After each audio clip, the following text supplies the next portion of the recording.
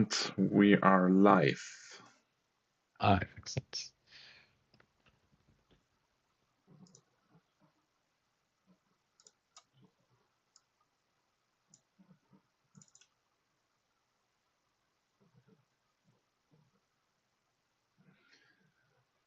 All right.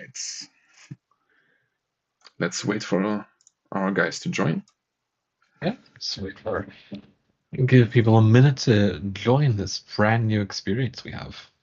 The double vision. Yeah. 2 experts in one podcast. Wow. So shiny. I've never been seen before. I mean, it's a first for us, so yeah. Is that true?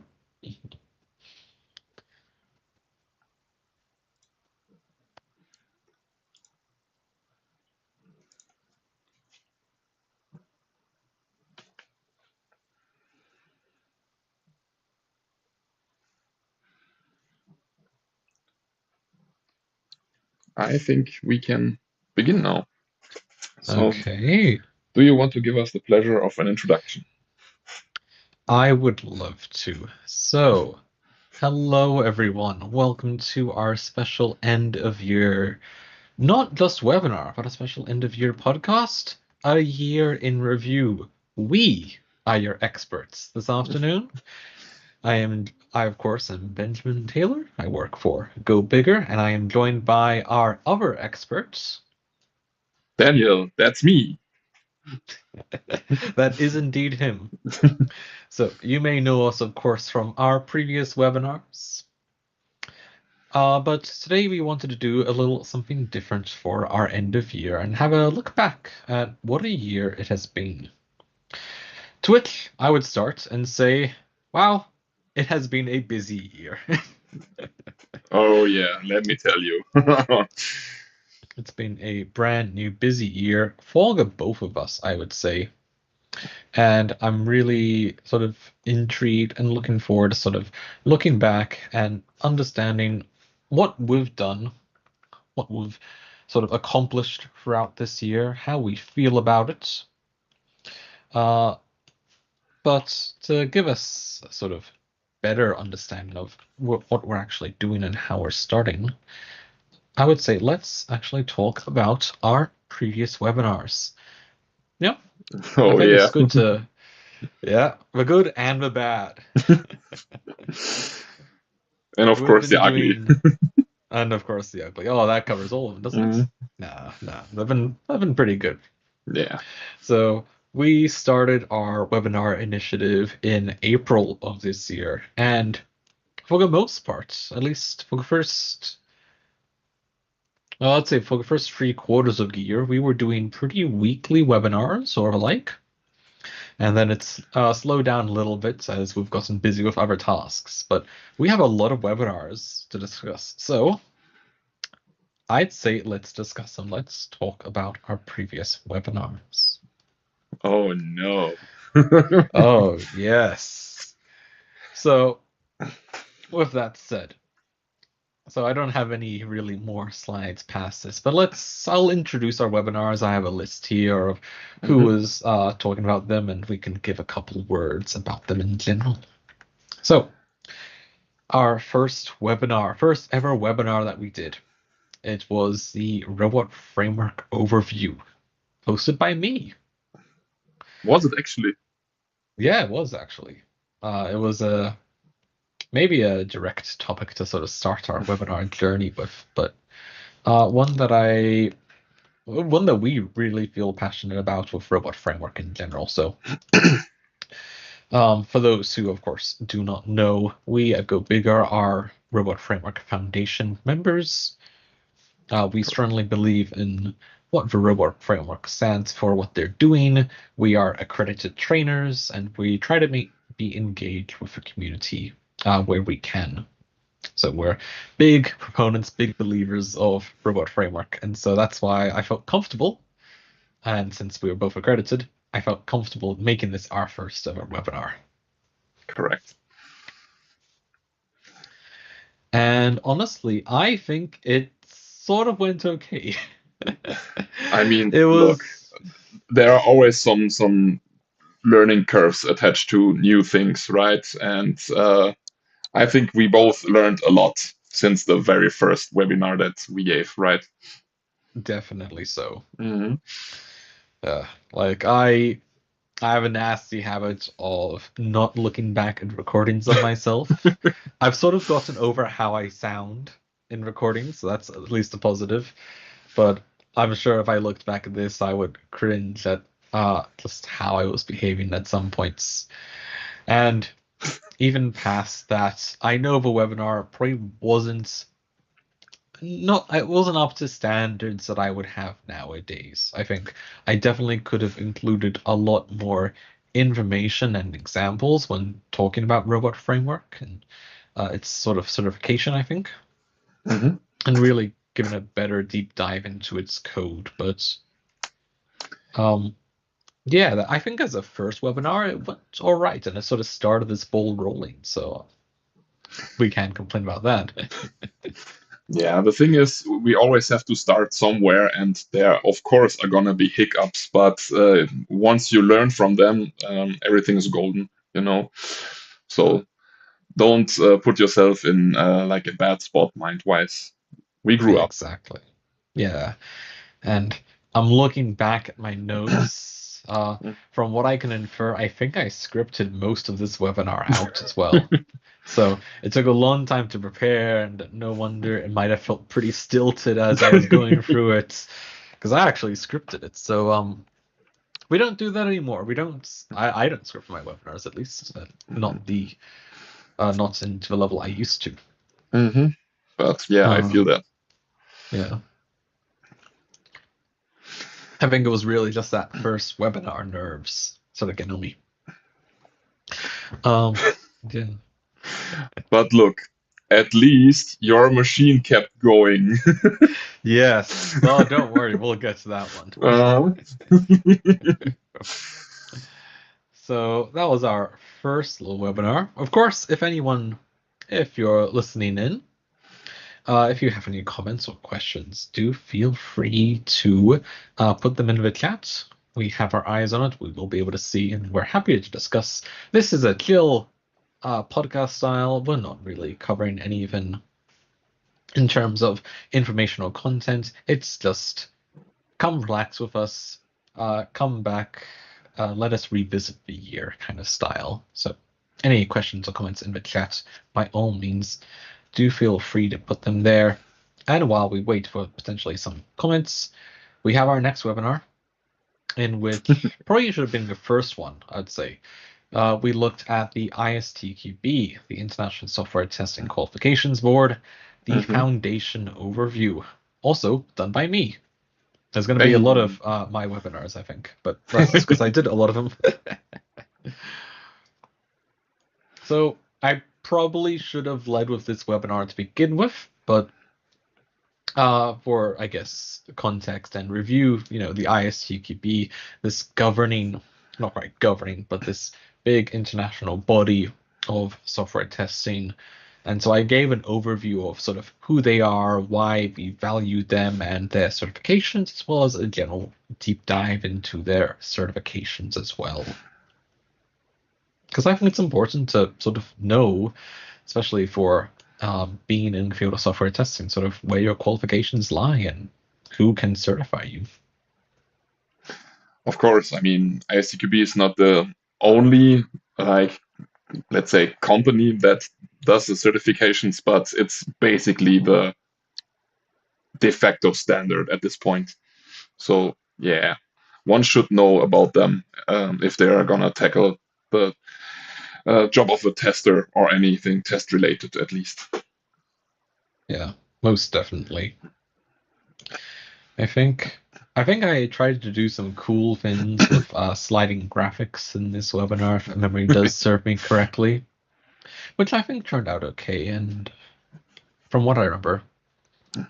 And I tried a minimal scripting with this, which I think I felt more comfortable with as time went on. So that was a good start to sort of get me into this early, rather than doing it rather than months down the line of, ooh, how do I actually know what I'm going to say ahead of time? The answer is I just know, of course, but it's breaking out of that habit can be quite difficult. And I remember these webinars, we were doing them actually through our Teams. We weren't Yeah. live on LinkedIn or YouTube, we were doing it through Teams. Yeah, we wanted to have like a more direct approach to people that were interested in it. So we were trying to reach people via their emails and sending out the invitations directly to them. But I think that was not the go-to approach, really. It's fairly direct, I'm sure. It's just to join a Teams meeting to from a company to learn about software testing. It's probably a really cool experience for sure. But I can imagine quite a few people might be intimidated to join us. Which we had a couple people in it, and that was always really good. But I think we definitely made the right choice switching away from our Teams meetings kind of style.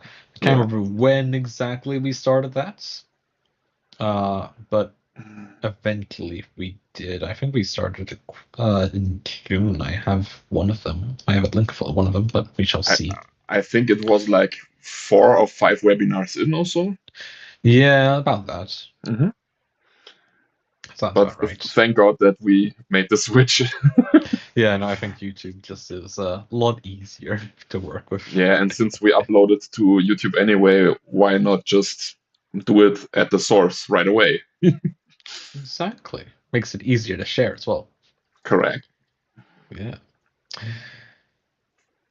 So I mean, do you have anything more to say about this one? I think we pretty pretty well. much covered everything about that. Yeah. And it was still like in its infancy regarding our webinars. Most definitely. Most definitely.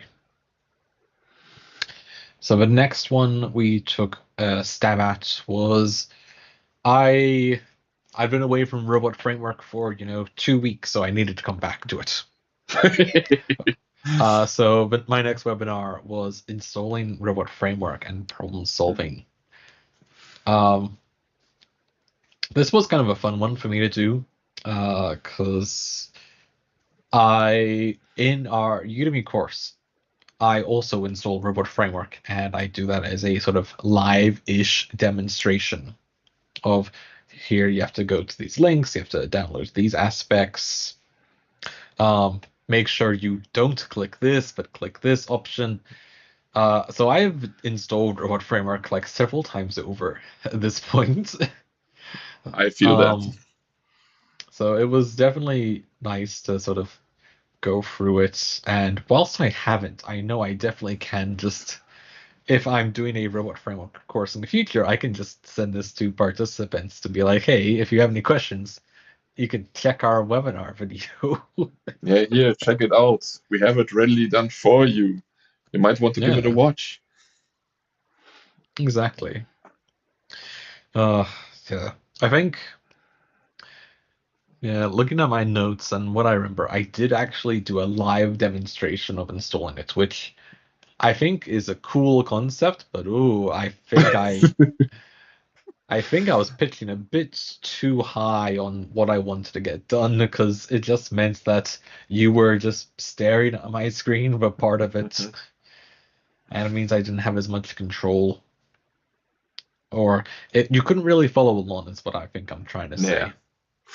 But, you have to make your experiences with that. And you gave it a try. So, yeah, you can only learn from that. Exactly. And I'd say, speaking of giving it a try, next up we have your first webinar, Daniel. Oh, yes. Comparing closed source to open source in test automation. Was that the one? That was your first ever webinar. Oh, no. I made some good points in that webinar, but I think my setup went down south like halfway through, and Yeah, long story short, always keep your power line attached to your laptop when you're doing a stream, right? Wasn't that later on in June as well, or did it happen twice? I think it's at least my machine made some noises regarding you should maybe like give me some Okay. juice. So, but I prevented it. But later on, I thought, yeah, no worries. I might just shut off all the programs running in the background, and it will fix itself. No, To be right. fair, I have also been guilty of doing that at one point in time, of being like, oh, my laptop's plugged in, it's charging, and then halfway through meeting I just die because oh, actually the power wasn't on. So, actually, content-wise, the webinar was about comparing different systems. For example, regarding, I think, databases, for example, or test automation solutions like Ranorex compared to Robot Framework, or what was it? I think MySQL or MariaDB compared with Postgres, something like that. I think so. I think it was a really cool topic for me to begin with because it was right up my alley. I was heavily involved in that specific topic, so it went, at least information wise, rather good, I think. Of course, there is always like this little bit of stage fright, let's call it that. And one can definitely see that. But yeah, it went rather smooth, I think. Even though I still needed to have my setup a little bit, let's call it updated. It was improvement worthy. But that's what marks those early days, getting a strong idea and strong styling too. I don't think we had our actual like slide decks were up to the level they are nowadays, those early ones. Yeah. But we're getting there. And no, I think it was a really great introduction webinar for yourself. Mm-hmm. I think so as well. So our next one, another one of mine, looking at how to abstract test cases. Ah, So good one. I wanted to go pretty broad with this, really, and sort of express what knowledge I have about test case creation and keyword usage or functional usage. I wanted, I'm a big picture idealist kind of guy, I guess you could say. So yeah, we can make our functions modular. There's no harm in doing that, which there definitely isn't. But of course, idealism, I think, is the key word there, because it may have been a bit too idealistic in some areas. There's always like a fine line between like by the textbook and what is actually realistic. Most definitely. Yeah. But I think for the most part, I stuck to it pretty well in terms of what we should actually be doing, like what we're actually doing in projects and how we're abstracting our test cases there. So I think it was a sort of good, not only just practice for me, but it was good information just to be like, hey, here's the sort of baseline that we believe in about what we should aim towards. So I think it was good, and I think at this point, 4 webinars in, I was starting to feel a bit more chill and relaxed. But definitely still some improvements that I could make in general. Yeah, but don't be too overcritical about yourself, right? Nah, exactly. We Oh, get we're putting ourselves out there. We're getting there, you. having fun, and then of course, I guess I went back to Robot Framework again. Yeah, Seems to be here, a habit in see these that early one. ones. Oh yeah, exactly. Not quite directly Robot Framework, but I wanted to look at ways to find web elements in test automation. Mm-hmm. Big part of Robot Framework, and depending on what testing platforms you're using, of course, is interacting with websites and web elements. So, of course, how do we interact with those? How do we find those? Is actually a really big question that we kind of need to ask. And so we talked. I think I mostly talked about robot framework methods, but they're just general methods that are used in a lot of other testing frameworks. I talked about using the XPaths or using CSS values yeah. or even just using text itself, and Mhm. sort of mentioned the ups and downs. I think for me, this was a nice sort of pretty straightforward webinar, as I'd already made something similar for one of our courses. So I was sort of adapting that to a more sort of webinar framework and style, which I think actually went pretty well. I guess so. Yeah. I don't have really that much more to say about this one. Yeah, I It's mean, a it was a pretty rather straightforward straightforward one, right? Yeah, exactly. And then I decided to branch out and tackle some topics that aren't directly software testing, where I Uh-oh. looked at how we communicate between software developers and testers. Mhm. Because, well, I come from a background of actual software development, not a humongous background, I will say, but I know how to program my FizzBuzzes. And so part of that, and I also come from a support background too. So I find communication to be extremely important between any testing, support, and development. And I often had experiences in which I was not being heard or I wasn't being valued in my communication. So I think this webinar sort of came from a place deep within of like, hey, I'm going to lay down the groundwork of how we really should try and communicate, because I know that communication can be a really big issue between developers and testers too. You don't say. No, Yeah. the QAs will figure it out. It's okay. Yeah, no, the QAs, yeah, they're good. They just don't worry about them. And of course, want to make it clear that we're not against the developers. Definitely not. We work alongside them in our tasks, always. But sometimes just that communication breakdowns happen. And it's important to understand sort of where we can target in that aspect. Of course. And Yeah. do not forget, there is no I in team, right? No, but there is a me, and it's just me. So when you're doing your team, remember that Benjamin is there too. Maybe not Oh, physically, but in spirit. okay. I feel you. Yeah, not good. Nah, I think it's a good one, and it's sort of started a lot of my communication webinars where I'm like, hey, here's how we become more effective at testing and in general, which I actually quite like doing these topics. Yeah. And then we have a string of Daniel webinars, as I was away during this period. Oh, actually. Yeah, we're already up to end of May. Ooh. So, Daniel, your next webinar was From Development to Testing. Who's responsible to make it work? It's always the QAs, right?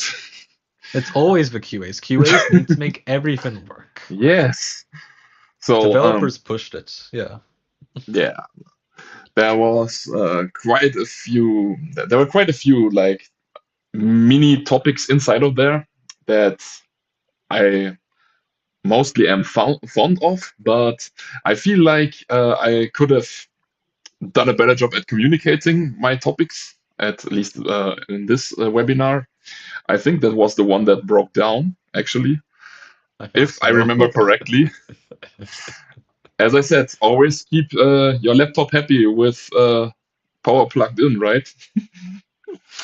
So what happened again? I think your laptop died, and then you restarted the group webinar a few minutes later when you had some Right, juice, or right. uh, So I was in this very small cubicle, and there was only like one power plug, which I had to use my phone charger for because my phone died on me. And to make actually sure that everything runs and whatnot, I plugged that in. So I thought, yeah, no worries. The laptop will be fine. I just charged it. But apparently, if you run a webinar with all the programs running, um, it drains your battery really, really, really quick, right? Um, long story short, I think this webinar was more about my huge failure than the nah. actual content. At least that's what it felt like to me. I understand. It can be rather intimidating, let's say. You know, if you haven't prepared for a situation like this and it occurs and you are not aware that it occurs in that very moment, you know, everything just went dark. People could hear me apparently, but I could not really respond to them writing stuff since my screen was black and the machine was getting shut off, you know. Eh, holy moly, just grab the charger, just plug it in and go, go, go. But you know how it is. Once you are in a stressful situation, everything goes downhill. You lose control, and it's Mhm. just like, oh, how do I recover? Which I honestly, I think that's a perfect metaphor for being a software tester in general. Sometimes stuff just breaks, and you need to react to Yeah, it. correct, correct. Yeah. Long story short, I learned my lesson. Always keep it plugged in, and if something like this would occur nowadays, I would at least halfway know how to tackle that problem and how to counteract it. Exactly. That's good. Yeah. But after that incident, like at that very day, I was a little bit scarred, you know? It didn't help we made jokes about it. Yeah. Generally after the fact, but Yeah, don't worry. Shove the knife even deeper and yeah, like exactly. sprinkle some salt over it. Yeah, go ahead. Also, yeah, all good. Uh, But yeah. but you were good. You held strong because in the following week you did your next webinar. Your first steps to becoming a test automation engineer. Right. So that was where I talked about your different ways to become a test automation engineer, like what could be your background, what could be like a sample approach, like you've done that, you can get this and that certification, maybe, for example, order a course, for example, at Go Bigger. Uh-huh. And yeah, have some possible routes showing up. Also, in regards to looking into the future, like you don't just stand still as a software tester or test automation engineer. You always have to keep evolving. That's one thing I try to Definitely. preach with that, as well as getting in some experience like out of work, probably. So, for example, having a GitHub account where you um, can present your actual results from stuff you learn. Maybe set up a test automation framework yourself, for example, based on Selenium and whatnot. Funnily enough, Robot Framework actually evolved from the, I think, was it the bachelor's or the master's thesis of Pekka Clark. He did that for his graduation project, and that evolved to be like this huge thing. Uh, Everyone could be the next Becca Clark, basically. So always try to reach for the stars. Very well said. Yeah, I do remember that bit about Mhm. it starting life as I think it was a master's or PhD project. Yeah, Yeah, it just goes to show you innovation is everywhere. correct. And no, it was I think it's a really great idea as well that we covered this sort of how we got started or how to get started with becoming a test automation engineer.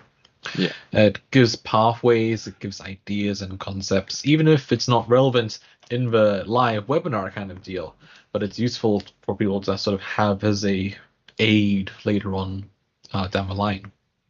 Sometimes it's just about the small nudges, sometimes you have to give someone an idea, which can then evolve in their head. Exactly. Yeah. And then we've covered these sort of big, maybe more philosophical areas. And then you wanted to get right back into the technical details. Oh. Our next webinar, what are dev containers and how to use them? Oh yeah, I can remember that. That was basically because of the project I was in. I basically had this information readily available in my head, since I had to do a write-up about the specific topic. Tried to be as have the information as easily available as possible, talking about the different part aspects of it, like how you should structure your project to actually make use of them, how to actually start them up and whatnot. So it was really a high level technical webinar in this case, like drifting apart from the, as you said, more philosophical questions and pathways someone can take. So yeah, I think that was a good deviation from the usual formula, at least for me. Most definitely. And I mean, as you said, it was relevant to your project at that moment as well. So I think that's what's really great about a lot of webinars we do, is that we don't just pull these topics out of a hat. No, we actually look at our proper testing experience and what's happening to us right now and being like, hey, this is affecting me. I've had to learn about this, so why don't I share my knowledge? And that's really what our webinars were always for, was just sharing our knowledge further of, well, let us actually expand and we can all go bigger. Oh, good one. Oh, you see how I snuck it in right there at the end? I'll be here all week. Oh. Yeah, what I always think about is we try to benefit like our viewers as well. But what I also think is that, at least from our side, we can always use that to onboard new people, like have them watch our webinars back and forth if they need some targeted information, for example, for the dev container related topic. They could just watch I think it was like 30 minutes or so, to have a basic insight of what we are talking about and be easier onboarded, right? So benefit for basically everyone, the viewers of us and also ourselves. We have basically a how do you call that? A manual in video form, right? On demand. Exactly. And so you heard it here first, everyone. If you want to join us, if you want to get a job with Go Bigger, just watch all of our webinars. If you watch That's all the best thing you can do. Exactly. Take the pop quiz at the end in the interview. Nah, but it's a really good tool just for anyone willing to get further into software testing. Mm-hmm. But we're not kidding about the pop quiz. It will be there. Soon. TM. Soon. TM. And then you had one more webinar, as I think I was just coming back from my break. And your final one for this period was, I think, also project related, is moving from on-premise to cloud the correct and necessary step. Oh yeah. Oh man. That was a rather controversial one, I think, because there are so many opinions about that very specific topic. Most regarding definitely. Who should have the data readily available. Is it even like allowed by law? And what is the English word for it? GDPR, General Data Protection thingy. GDPR, yep. Yeah, Data correct. regulations for you. Yeah, and I made some good points. I think like after the fact, I had a talk with one or two guys inside the project that actually watched it, and it was, let's say, a heated argument actually, because it was really philosophical. Like their stance was rather sophisticated. I don't want to say narrow-minded, but yeah, I think you get where I'm going with this. Yeah, definitely. I think it's an interesting discussion all the same, especially one at this day and age where I mean, I wasn't quite in the industry during this time, but I know in the mid 2010s, everyone was like, "Go cloud, we go cloud. It's really cheap, and we don't have to take care of it." But I think nowadays we're definitely seeing some of that pushback of actually going, "Hey, it's on the cloud. We don't actually own it." Yeah. When there's problems, these problems can actually be not from our side, but it still affect us. And I think it's a really interesting discussion nowadays still. Especially nowadays, to just have that discussion of should we move back to being on premise just a little bit more? And there's a lot of depth to this.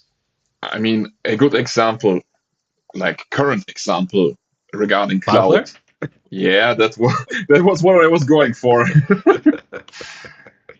Unscripted, by the way, unscripted. But also, I think lately Microsoft was having issues. There was also some outage, as far as I can remember.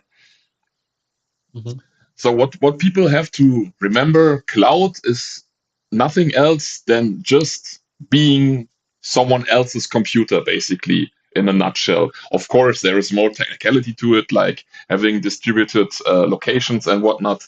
But at the very end, you just have a machine somewhere remotely that is owned by company XYZ, basically. So always watch out for that. Definitely.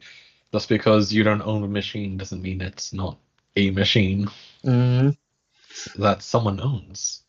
Maybe let's say it like that. Yes, China, we love you. You get some social credit point for that. Good job. Hey. So then I returned. I took up my mantle of webinar guide again. And I went once again with a more sort of philosophical angle, I should say, of how to involve a testing team during development. So I sort of looked at it from my software development hat and was like, okay, back when I was doing software development, what would I have liked to see from a testing team or to involve a testing team more? Of course, I look at this too from sort of a textbook definition standpoint. When I was learning about software development, there was, of course, Agile and Scrum, but they were still the sort of newer, quote unquote. They've been around for like at least 15 years when I was learning about them. But there were still these newer styles that people were like, ooh, I'm not too sure about this one. And we were still learning about waterfall and more structured approaches. So, but I was looking at it more of, if I was doing development work, then how do I actually want to involve my testing team? How do I keep them engaged with a project and make sure that they make, meaningful contributions? To which I can then reflect that upon myself and be like, okay, so here's how, as a tester, I should get involved with developments. So I think it was a good webinar from both perspectives, really. Yeah. So you would always go with a shift right approach, right? Yeah, definitely. Always keep the testing to the very end, right? Yeah, and push it to the end. Development comes first. It's what pays the big bucks, and then at the end you can just throw it to the testers. I mean, definitely not. Testing is more like a cost factor and an annoyance. So yeah, exactly. just push it away. As we all know, testers have never proven a worth in software development. So Who are those guys anyway? I don't know. I think they're us. Oh, oops. Oh, oopsies. That's okay. Nah, we embrace the shift left. We embrace the simultaneous working on development and testing tasks. It's, I think, the best way forward of having both sides work together. Because remember that you are a team. There's me, but you are a team. Mhm. I will keep using that joke for the rest of this podcast. Hey. But moving on to our next webinar, then. Daniel, you got to introduce us to Gherkin and how to effectively use it. Oh, holy moly. That was Do you also, love your cucumbers? I love them to death. That was also related to project side of things, where I basically had to explain how to use the Gherkin language. It was very compact, let's say this, because you can only talk so much about it. Usually, that's a topic for people to actually use, right? So just setting the boundaries of what does a feature file look like, what is a scenario, what is a scenario outline, given when then examples, and you know the gist. Um, it was I don't want to say an easier one, but it was the second project in a row where I had the comfortable situation that I was the Gherkin expert. So yeah, it was rather unscripted, I would say, just based Mhm. on an example feature file where I would just point to the different parts of it and explain some stuff about it. So yeah, it was a fluent one. Let's call it that. I think so. And I think it was very informative too. I remember watching it as well Mhm. when it was live and being like, oh, I didn't actually know these aspects of Gherkin. So it was really informative, even from my standpoint. So it was really good.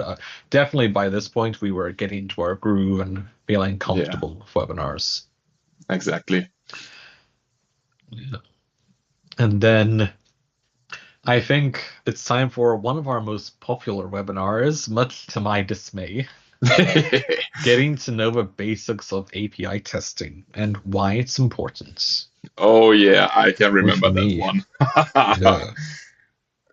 So, uh, this one for me, I do not feel as good about this one.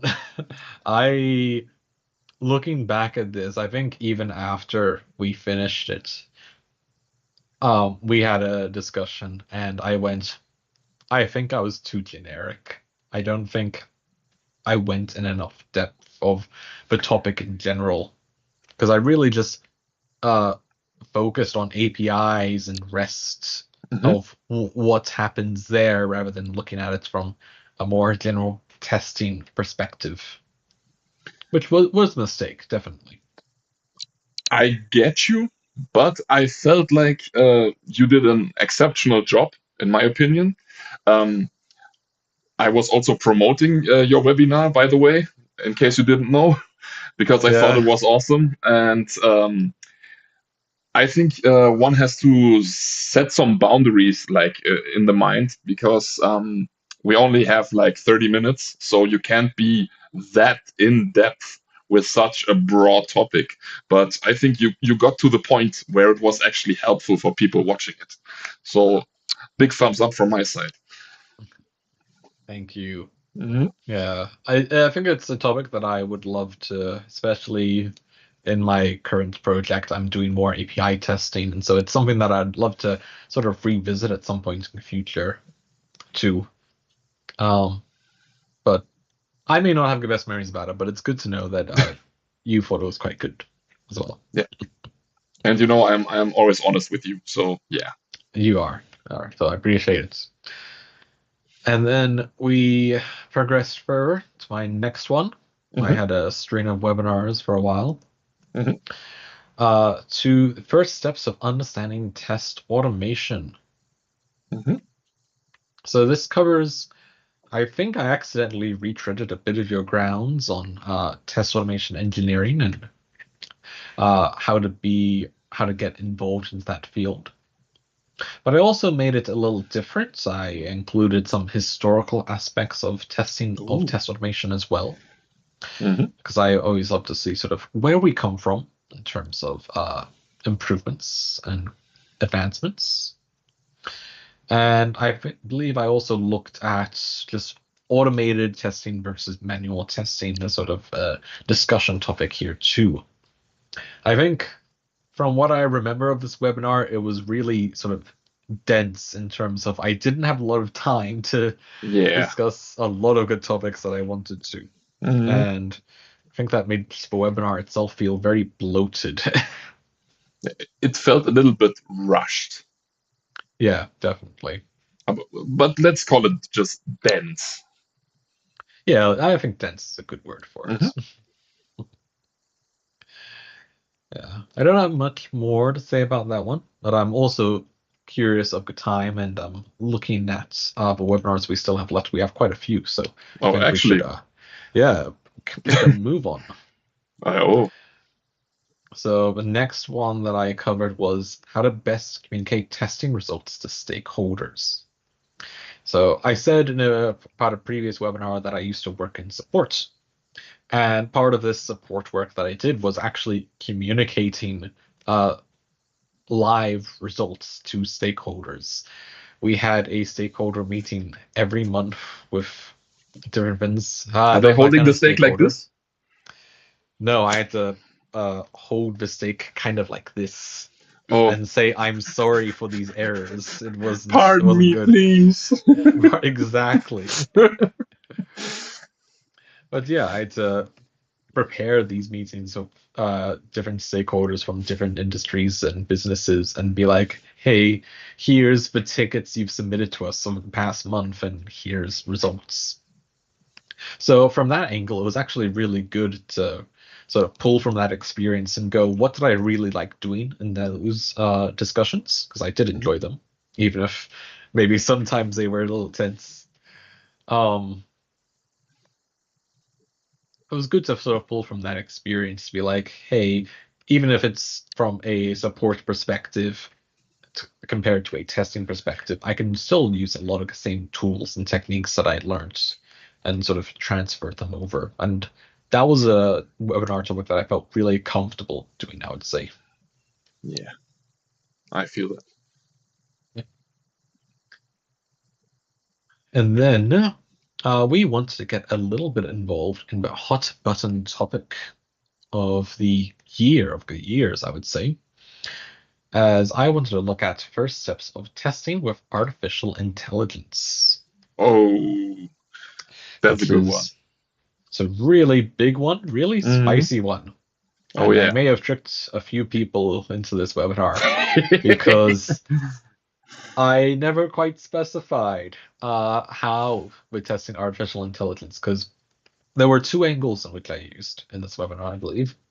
One was sitting alongside artificial intelligence and using it to test, which I did cover, which I think has its uses, maybe a bit of dangerous, depending on your own knowledge and experience.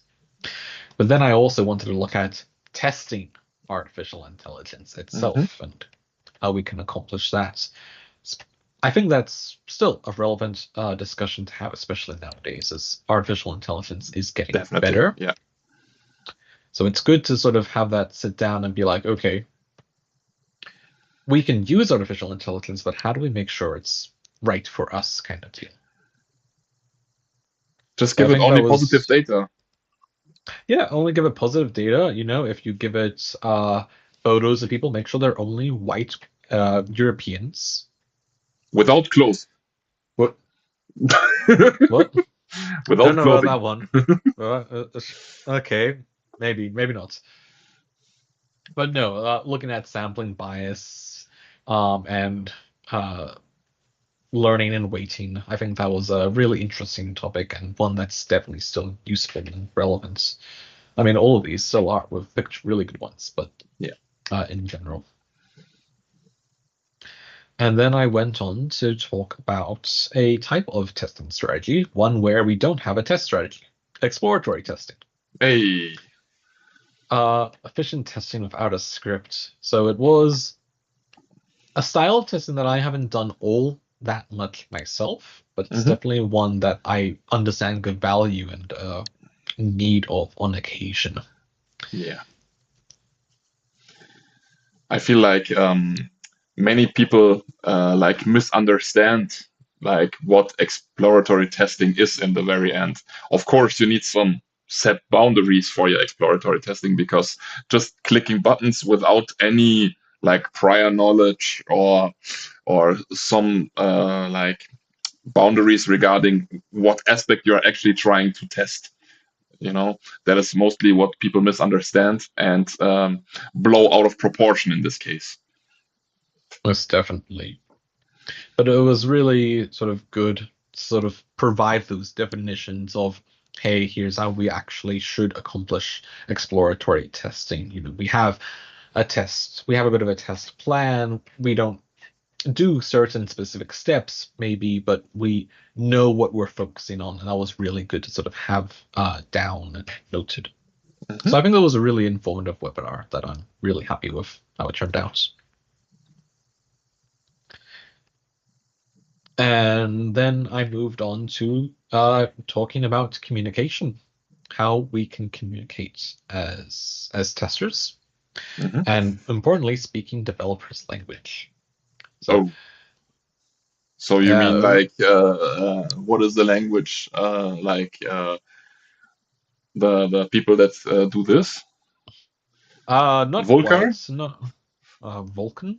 Yeah, something like that. Is it Vulkan? Yeah, no, and I'm not talking about binary or hexadecimal either. Okay. But I'm just more so, I was more so speaking about how do we make sure that our concerns as testers are actually sort of fully appreciated by developers, which this is more the communication sort of subgenre of webinars, I guess, that I've done.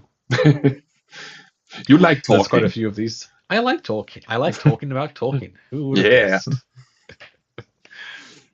But it was really, I think it was really quite nice and sort of aim to give a sort of common ground that we can use in how we communicate about testing Mhm. and make sure that when we encounter a problem as testers or a bug, we don't just keep it as our bug. We know we share it with the developers and how we share that knowledge kind of deal. Mhm. Of And course. here's one. Our next webinar is one that probably Daniel, I think you should have picked up. But test data management, because it's a hot button topic right now. Oh. How we get the right data. But go. Apparently, we currently don't know how to get the right data. We just make it up on the spot and hope for the best. That can be that That's can one be a strategy. solution. Yeah. Yeah, may not be a good solution, but it is one solution. Hmm. Yeah, going at it like in a strategic kind of way, like in a reducible kind of way, is always the go-to approach, in my opinion. Um, Mhm. of course, that's not always realistic. Sometimes you have some constraints that you're tied to, as both and you and I are feeling right now. um, Definitely. but I digress. Try to best, good English. Try your best to keep everything organized and as up to date as possible, and try to keep your test data as solid as possible. Don't try to change around too many variables all around if it's still working, because that will Definitely. you will create a huge rabbit hole if you try out different stuff all the time when the older stuff still works. Yeah. So I feel like this one had a really that sort of nice balance of different ways you can look at test data and how to gather it or generate it or Mhm. otherwise. I think it had some really good points that I was actually quite happy with, and I thank you for your assistance in the creation of this one too. I know you gave me some excellent pointers. Mhm. And then it was time for your webinar once again. Mhm. From tester to quality coach, the QA role is evolving. Funnily enough, we were just talking about that just yesterday, I think. Um, yeah, that's also part of my journey, actually. Talking about how you actually evolve from your role to just being a peon, basically, to actually advocate for the stuff that you try to accomplish. You actually live the way you talk, and don't just say, do as I say, not as I do, basically. That was quite an, let's say, emotional topic for me, because I had to reminisce about olden times, like what I did wrong and where I improved, and where people could also have a similar journey, right? Most Because definitely. there is so much that is just influenced by experience. That's the make or break situation, because everyone can talk basically about the textbook definition of how that should be approached, but is that really realistic? Do we sometimes have to take a step back to actually have the better overview of the real life situation, because the textbook definitions oftentimes do not really fit. So, yeah, that was Yeah, one of no. the big points I wanted to bring over with this topic. hmm and you definitely did. Mhm. There's one of our latest webinars quite similar in a sense of it's you being retrospective and looking back and sort of taking a bigger picture look at a testing role. But it was Mhm. really informative, and thank you for sharing your experience. Pleasure. Then we went to, hey, look, it's me again, Oh, with more communication topics. see, there is some sort of recognizable pattern. Yeah, there is actually, looking at it. I had to look at defining and measuring quality metrics that matter. So it's not quite communication directly, but it is definitely how we communicate in software testing in general. And so I wanted to look at, because there's a bunch of testing statistics that we can throw around that sound good, but I sort of wanted to iron down, hey, what makes a good test actually good? What makes it quality? Because that's a very different question than just how many of our tests passed. Yeah. Um, as I'm sure we can both say from experience at this point, test passing is always great, but we can never be assured of it.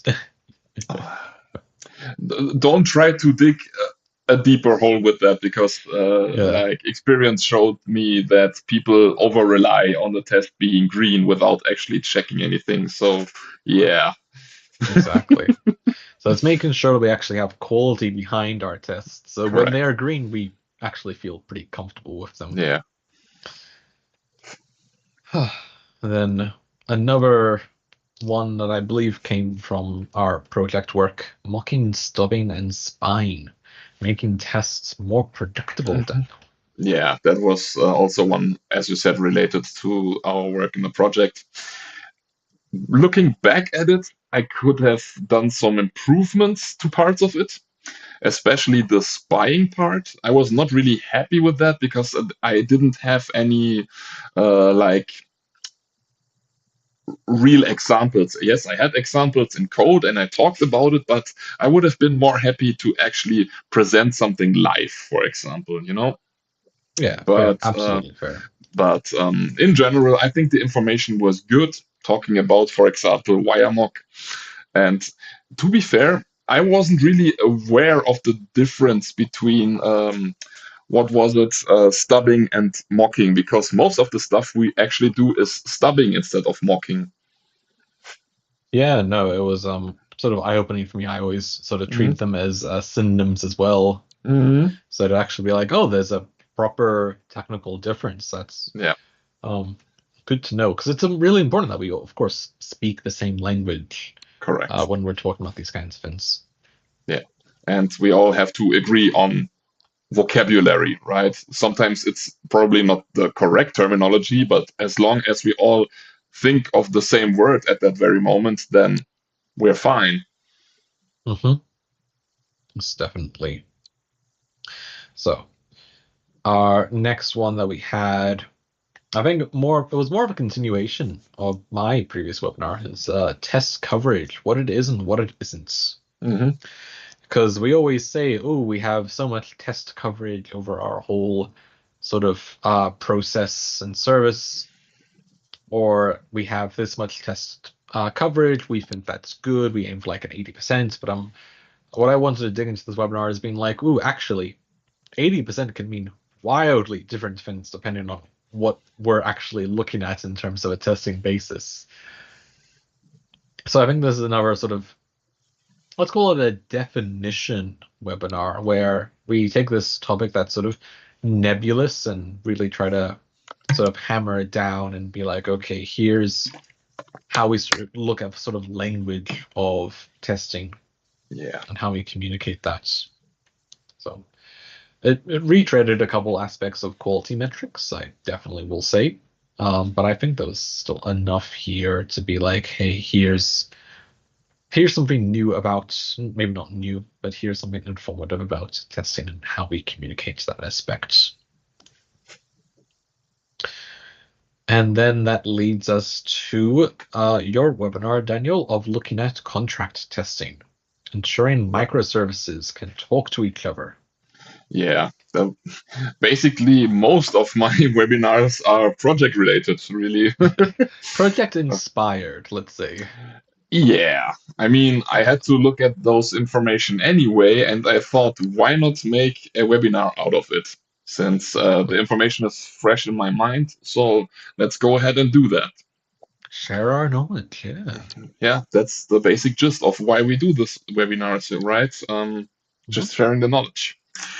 Yeah, it was also a rather new topic for me. I basically did what contract testing is in general, but not in the specific kind of approach it has, right? There weren't really any contracts that I adhered to, but the way we wrote tests were the same thing, basically, but just us having our definitions of it instead of both sides agreeing on one format that a request and the response should look like, right? So that was a rather deep dive for me, and I think just for me personally, it was like a little, not really eye-opening, but really helpful to dive deep into this topic so I can talk with others about this very specific topic, since it was also related to project work as well. So it all went hand in hand. Exactly. Mm-hmm. Well, I think it was really good. And I know the project appreciated you diving into that topic in general. So, no, that was really nice. And so our second, well, I guess third last webinar, technically, of the year, looking at life after test execution. What do we do after a pass? Which was my one. Well, we go home, because, right? We did everything we could. Yeah. Test passes, we call it the day we go home. Yeah, just ship it. Don't talk to me about shipping. No. That's another vulnerable topic for us. Yes. But no, I sort of had this idea for this webinar of going, cool, getting that initial pass, getting that initial green is great, but in my case, I would say getting that initial green is maybe only the first 50% of my tasks. Yeah. Because there's a lot that happens afterwards that we also have to really be careful of.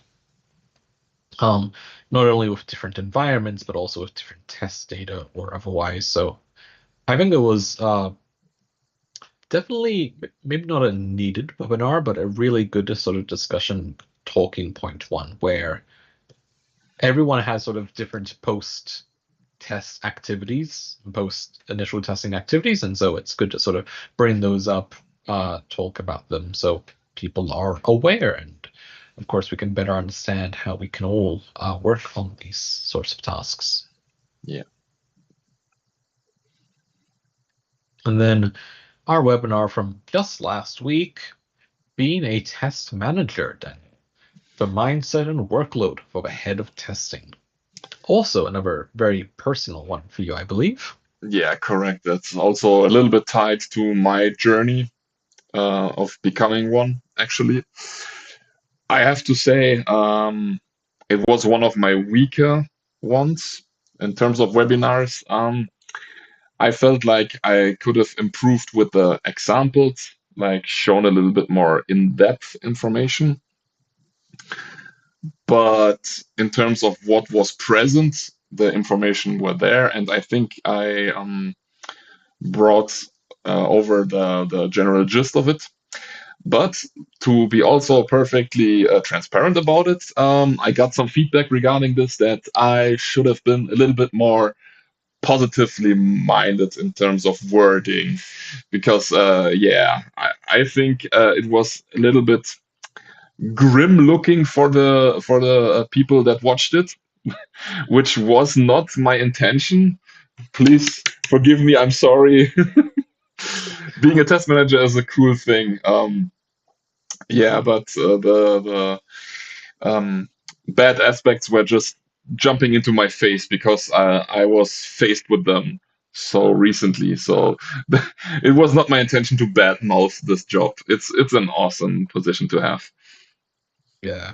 No, I remember talking to you after this webinar, and I think I did make a joke about the caffeine addiction that you yourself made a joke about a few times during it. So I mean, it's uh, real, you know. it's real. Yeah, fair enough. And that leads us to our very last webinar of this year, which is this one, a look back of testing. I'd say we did a really good job of this one, honestly. You know, pats all around. Bravo. No. But I think that sort of brings us to the end of our sort of podcast. Daniel, do you have anything you'd like to share or say to end this year off?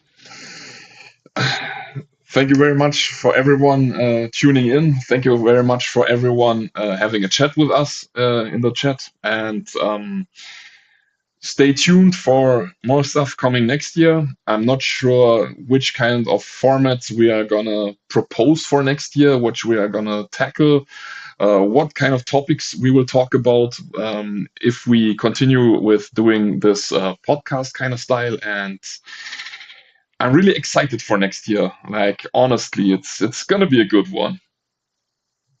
Yeah, no, the next year is going to be great. And of course, if you want to keep up to date with us and know all about us, then hey, you're probably already, but why don't you make sure that you're going ahead and following us on our LinkedIn? You'll get to keep up to date with us with whether we're doing more webinars like we did in previous weeks that we talked about today, or whether we're doing more podcast style, like this one right here. And if you like what we do at Go Bigger and are interested in becoming a software tester yourself, then why not go ahead and check out our website to keep up to date with our courses and available workshops. Right now, we have courses available for the Robot Framework, both the Robot Framework Certified Professional certification, in case you want to put some of your self-improvement money towards that, or just a general Robot Framework hands-on workshop that you can also learn a little bit about there. Plus, we have more courses coming in our future, and if you want to stick up to date with everything that we're doing, then why not go ahead and sign up for our mailing list? We email you once a month with not only what we're up to at Go Bigger, but also what's up we're seeing in the world of software testing. It's just one click to sign up, and of course your email address. So it's a really small investment from you, but it really means a lot to us directly. And it helps us know that, yeah, these webinars are actually getting through to people and we're helping people out in their journey to become software testers themselves and the best software testers that you could be. I don't think I have much more to share. Daniel, do you? Once again, thank you very much, everyone, for tuning in. It was a pleasure doing this webinar, or let's say podcast this week, and stay tuned for more upcoming stuff that's gonna happen next year. We wish you all a wonderful end of year celebrations, however that may be, even if it's just chilling at home, away from any project or software for some time, because I think we all deserve that on occasions, putting the work behind us. So have a great rest of your year, everyone. Thank you for joining us, and we're looking forward to seeing and talking to you all in the upcoming year for 2026. Really sad. All right. Thank you, everyone. Take care. Bye. Bye.